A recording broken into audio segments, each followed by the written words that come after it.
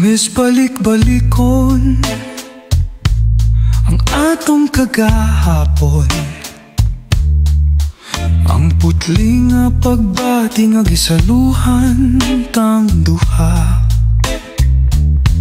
Sa lagkaw sa bungtol, diin ang kalinaw walay katapusan.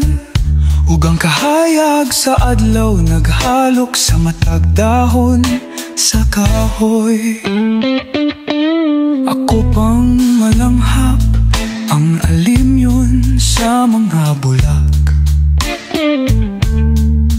Ngami sa buwag taliwala sa puting mga gabon. Ugang hangin na nag-awi tubos sa bugnaw nga kagabhiyon.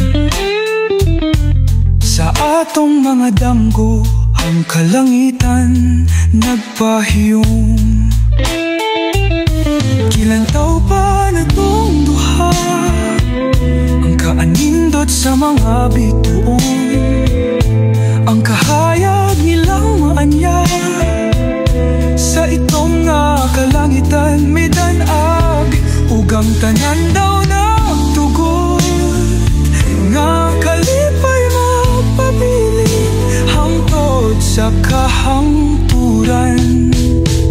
Apan takulahaw lamang ang buwan ug bituon gidaguman. Nawala ang ilang kahayag sa yutang taliksik ng natagak.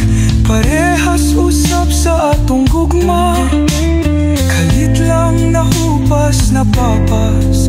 Taliwala sa kalipay nga gibati ang taliksik sa kapakyasan, kalit lang niabot.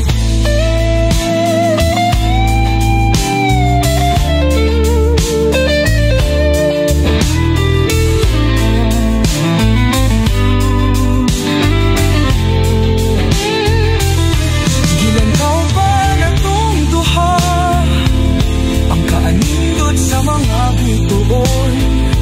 Bisan sa kangit-ngit naglaom gihapon nga ang kahayag mabalik.